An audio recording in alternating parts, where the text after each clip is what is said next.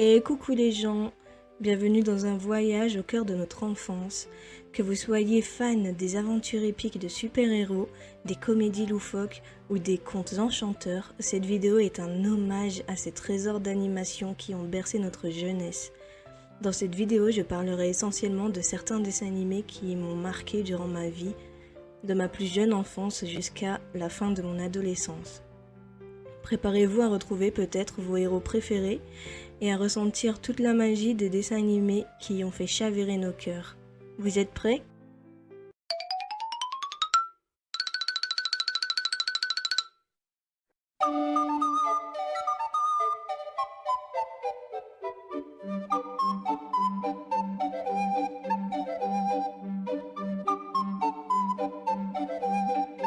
Bonsoir, grands et petits. On commence donc par Bonne nuit les petits et Pingu.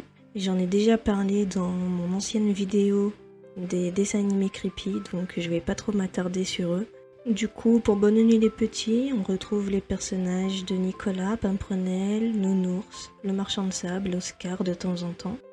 J'aimais beaucoup l'univers doux et réconfortant et les leçons de vie et les valeurs qu'on peut y retrouver comme l'amitié et le partage. Je me souviens encore des chansons et des petits gags drôles. Ce dessin animé représente vraiment une Madeleine de Proust pour beaucoup de personnes, même si ce n'était que des marionnettes. Pour nous enfants, ces personnages étaient vraiment réels.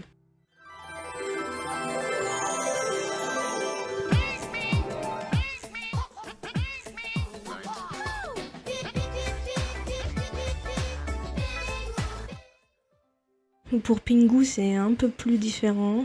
C'était plus pour l'humour visuel et les grimaces, les situations drôles. Même s'il y avait de temps en temps quelques scènes un peu tristes, elles finissaient toujours par se résoudre avec tendresse et positivité. Beaucoup de personnes se souviennent de Pingu, et surtout de son bruit bien à lui. Et je suis sûre que beaucoup s'amusaient à l'imiter à l'époque. Sinon, Pingu est plus un dessin animé qui parle de la famille ou de l'amitié, comment résoudre des problèmes sans s'énerver, obéir à ses parents, être honnête, etc. J'ai fait connaître ces deux dessins animés à mon petit frère à l'époque, parce que je trouve vraiment qu'ils ont quelque chose d'important à donner aux enfants. Moi, j'en garde de très bons souvenirs, et je suis certaine que il y en a beaucoup qui sont dans ce cas-là.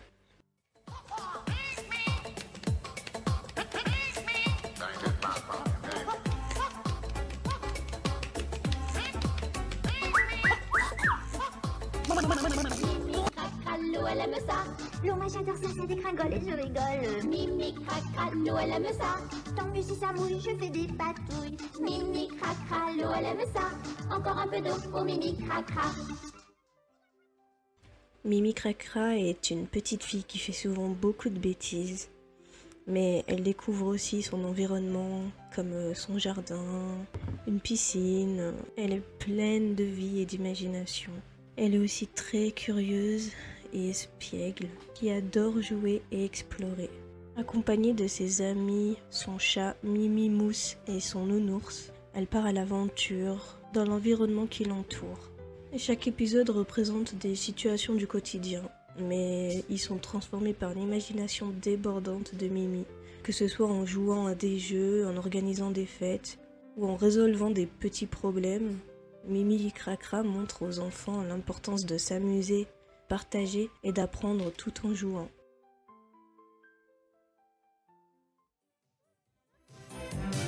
Il est sympa, si sympa qu'on voudrait être comme ça, comme mon petit poney.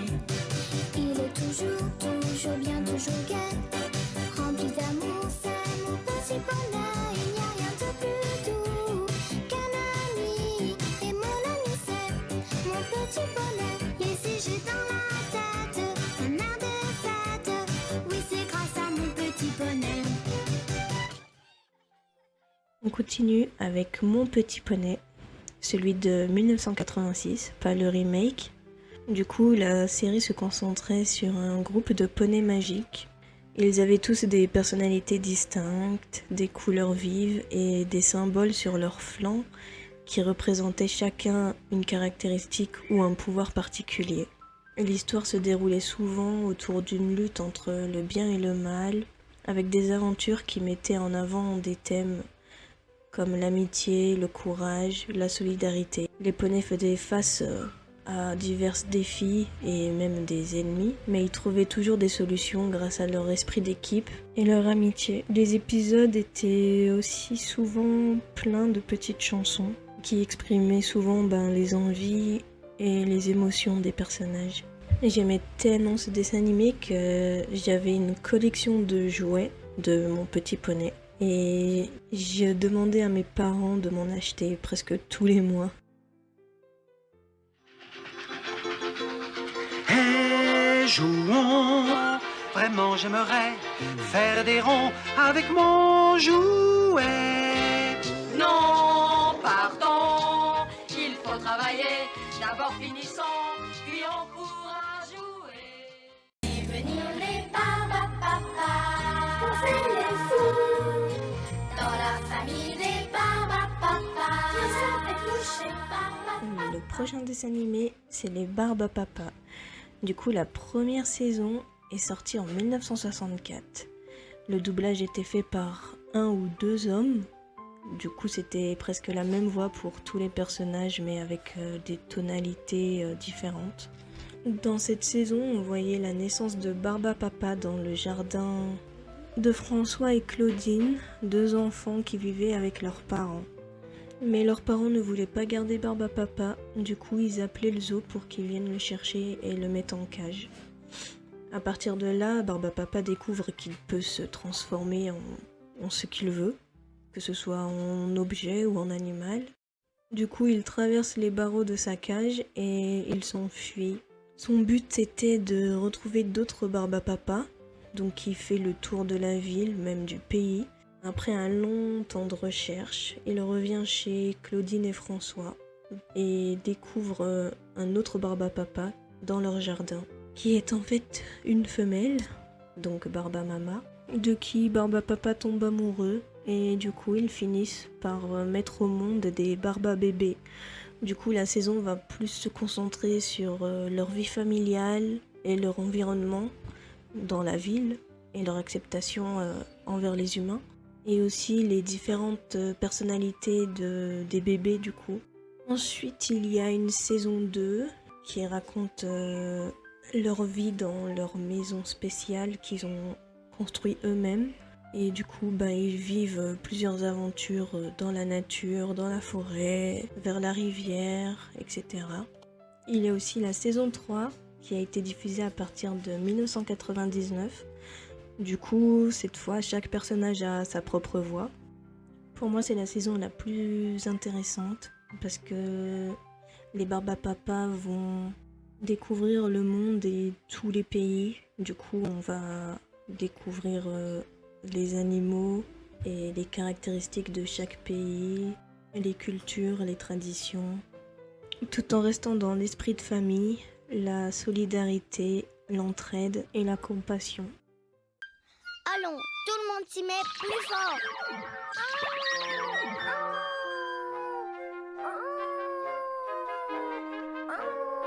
C'est bon, je me rapproche. Le voilà, Barbidou. Barbidou,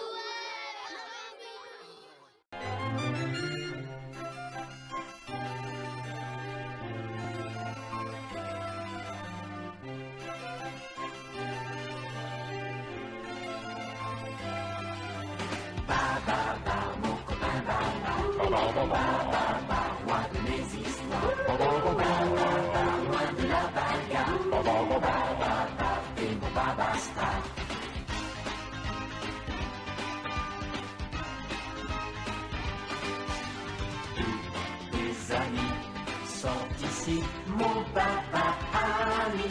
Céleste est la plus jolie de tout le pays.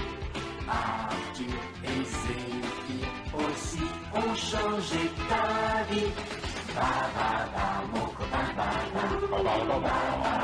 dis-moi ton histoire. Parle-moi de ta mémoire. Et on termine cette partie avec Babar. Les premiers épisodes montrent la naissance de Babar au sein de sa famille d'éléphants dans la savane. Petit à petit, on le voit grandir et découvrir le monde. Il se fait même des amis, Céleste et Alexandre, qui sont frères et sœurs. Mais un danger rôde près des éléphants.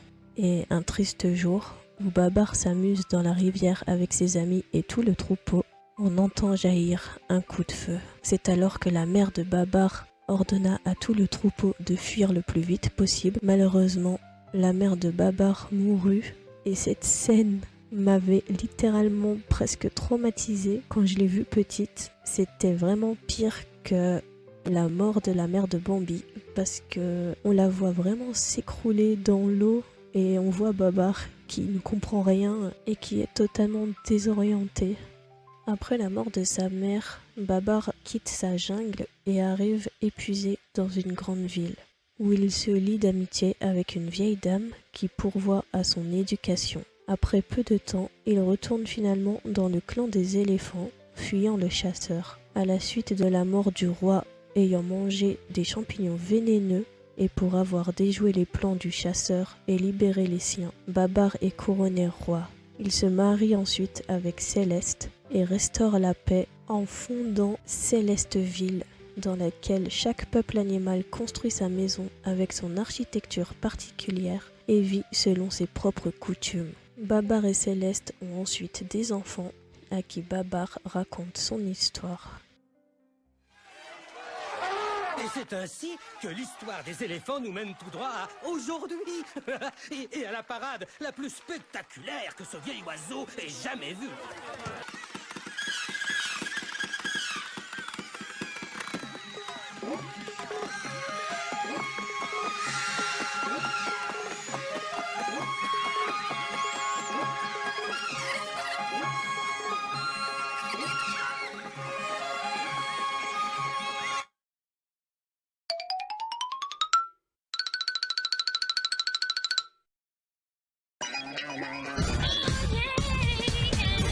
Tokyo, Paris, New York, quoi qu'il arrive, je l'emporte. Rien ne stoppe ici-bas, qui est possible.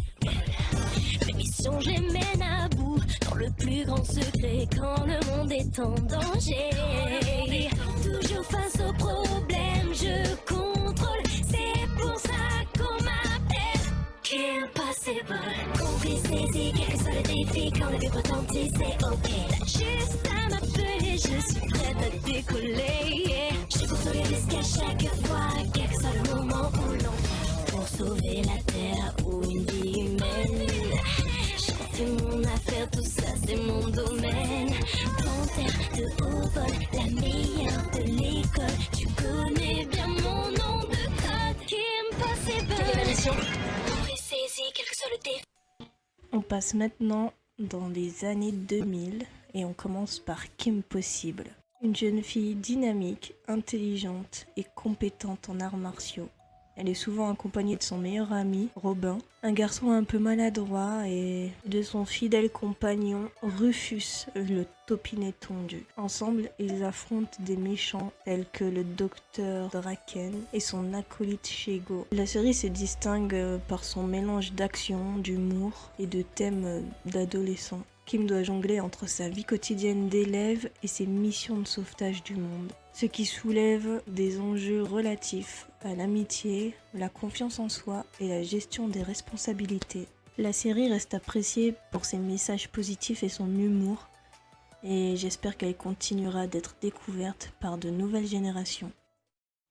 Oh, où est Kim? Oh non, c'est pas le moment de disparaître. Tu vas chanter. Ah, qui ça? Moi? Oh, tu veux que je chante ma chanson comme ça devant tout le monde? D'accord.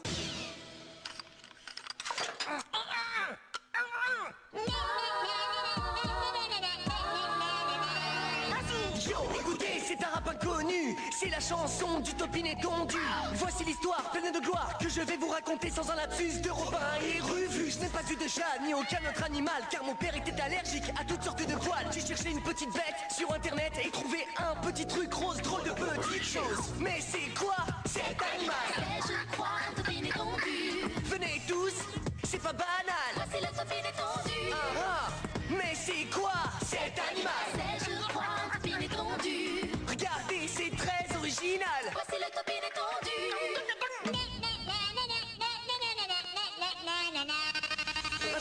appris qu'un petit animal serait bientôt vendu et qu'il n'avait pas de poils. Ça me sembla être une bonne solution. C'était parfait pour mon père, ça remplissait la mission. Le patron est venu, a ouvert la cage et dit: Tu sais qu'il n'a pas de poils. j'ai dit que ça m'était égal, puis il me la donna et dit: Ne le laisse pas tomber. Tu veux aussi la cage? non merci, je vais l'empocher.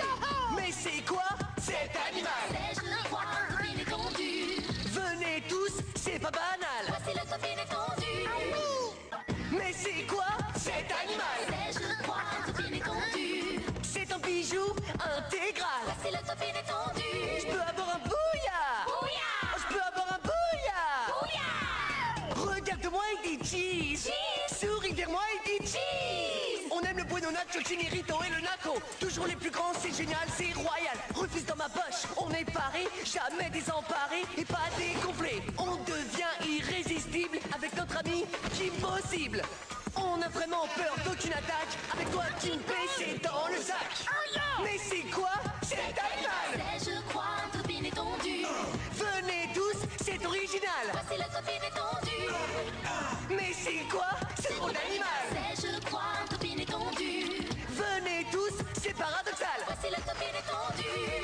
Voici le topine étendu. Les Totally Spies, une série appréciée des filles comme des garçons, avec Alex, Clover et Sam, ces trois copines espionnes du Whoop, dirigées par Jerry. Ces trois héroïnes avec des personnalités totalement distinctes. Sam, la leader intelligente et réfléchie. Clover, la fashionista passionnée par les tendances et folle des beaux garçons. Et Alex, la sportive énergique et dynamique. Ensemble, elles utilisent des gadgets et des compétences variées pour combattre les méchants et sauver le monde. Chaque épisode présente une nouvelle mission qui implique souvent des complots farfelus, des vilains excentriques et des situations humoristiques. Après 11 ans, ils ont décidé de faire une nouvelle série. Je pense que les Totally Spies n'ont pas fini de faire parler d'elles et de se faire connaître de toutes les générations.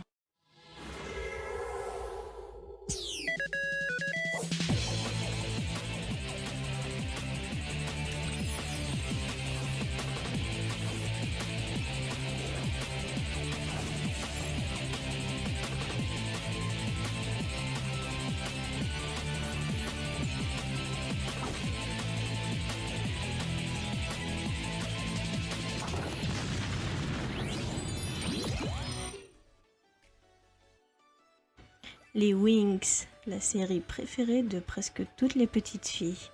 Diffusée en 2004, elle suit les aventures d'une jeune fille qui s'appelle Bloom, qui découvre qu'en réalité, elle est une fée dotée de pouvoirs magiques. En rejoignant l'école magique d'Alfea, elle se lie d'amitié avec d'autres fées, formant un groupe soudé connu sous le nom de Winx. La série suit donc les aventures de Bloom, la protagoniste, la fée du feu qui cherche à découvrir ses origines et ses pouvoirs. Stella, la fée de la lune et de la lumière, connue pour son sens du style et sa personnalité pétillante. Flora, la fée de la nature, douce et gentille, qui a un lien spécial avec les plantes. Musa, la fée de la musique, qui représente la passion artistique et la créativité.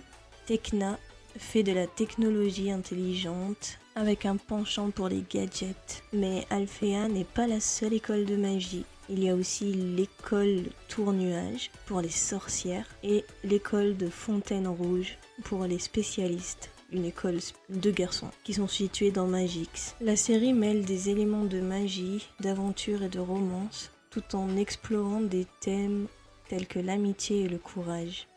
Les Winx affrontent divers ennemis, notamment les sorcières, avec des créatures maléfiques, tout en naviguant dans les défis de la vie d'adolescent. Dites-moi en commentaire quelle était la Winx que vous préfériez. Si tu le veux, demain tu peux être avec nous. Winx, si tu me tiens bien la main, nous aurons tous les pouvoirs. Nous vaincrons en forgeant notre destin. Winx, un sourire et tout s'éclaire. Il nous donnera l'espoir et la force de voler vers la lumière. Si tu le veux, demain tu peux être avec nous. Quand le ciel flamboie d'un rayon de magie, c'est l'aventure qui commence tout près des étoiles. Moi je m'élance dans l'espace infini. Le temps n'existe plus, mes rêves se dévoilent. Tout là-haut dans le ciel. Wings, si tu me tiens bien la main, nous aurons tous les pouvoirs. Nous battrons en forgeant notre destin. Wings, nous partagerons le meilleur sur les chemins de l'espoir, en laissant toujours parler notre cœur. Wings, la magie des Wings vient d'éclairer la terre. De milliers d'étoiles de lumière, c'est la magie. À une époque lointaine, lorsque les miracles se produisaient encore, il existait une clé magique ouvrant la porte du monde enchanté de Simsala. Là où vivaient vraiment tous les personnages des contes de fées. Abracadabra, Simsala Grimm.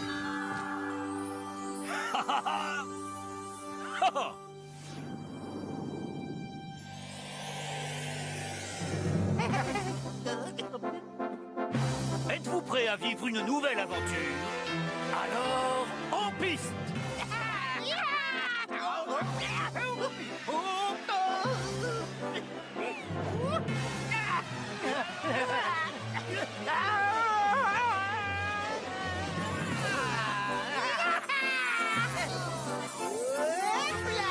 On continue avec Simsala Grimm, une série de 2001. Il s'inspire des célèbres contes de fées des frères Grimm, tout en offrant une approche moderne et humoristique à ces histoires classiques. La série suit les aventures de deux personnages principaux, Yo-Yo, espiègle et comique, et Doc Croc, scientifique et intelligent. Ensemble, ils voyagent à travers un monde fantastique et rencontrent divers personnages issus des contes de fées des frères Grimm, tels que Hansel et Gretel, Blanche-Neige, le petit chaperon rouge. Chaque épisode présente une nouvelle histoire, souvent avec des rebondissements comiques et des leçons morales. Yo-Yo et Doc Croc aident les personnages de contes de fées à surmonter des obstacles tout en naviguant dans des situations amusantes et parfois chaotiques. Viens, donne-moi la main pour suivre le chemin d'un paradis rempli d'amour où chantent les jours. Viens, donne-moi la main pour suivre le chemin d'un paradis rempli d'amour où chantent les jours. Viens, donne-moi la main pour suivre le chemin d'un paradis rempli d'amour où chantent les jours.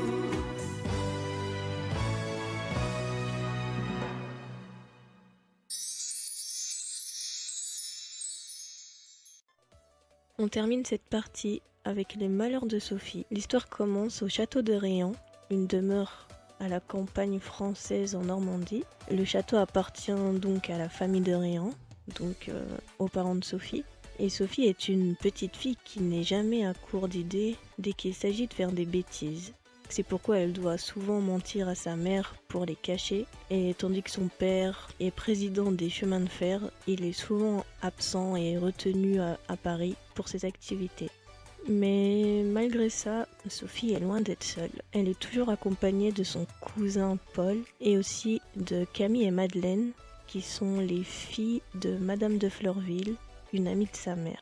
Les premiers épisodes vont plus se consacrer sur la découverte des personnages et les différentes bêtises que fera Sophie. Donc pour l'instant, rien de grave. Mais à partir de l'épisode où Sophie fêtera ses 8 ans, on va apprendre que la famille de Réan devra déménager, donc quitter le château pour se rendre en Amérique pour le travail de son père. Qu'ils prennent une embarcation, la Sibylle, et malheureusement, ce bateau fera naufrage et notre héroïne va perdre sa mère, son oncle et sa tante. Paul va disparaître, donc on ne saura pas s'il est vivant ou non. Et du coup, Sophie et son père seront les seuls survivants du naufrage.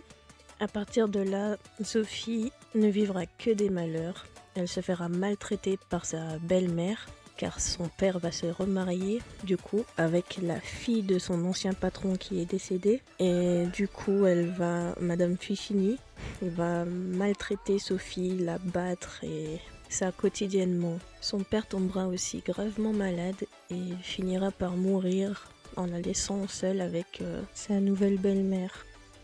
Du coup, je vais pas tout raconter pour éviter de spoiler si certains n'ont toujours pas vu cette série. Mais quand j'étais petite, j'aimais beaucoup ce dessin animé.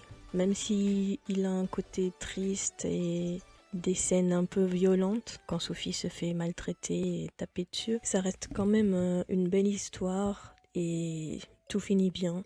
Donc franchement, si vous l'avez toujours pas vu, regardez-le, vous pouvez trouver les épisodes sur YouTube. Et pour ceux qui le connaissent, dites-moi quel personnage vous préférez dans les commentaires. Moi j'aimais beaucoup les cousins de Camille et Madeleine qui étaient à Paris. Du coup je crois que c'était Jean et Léon. Et sinon mes personnages féminins préférés c'était Madame de Fleurville et Camille.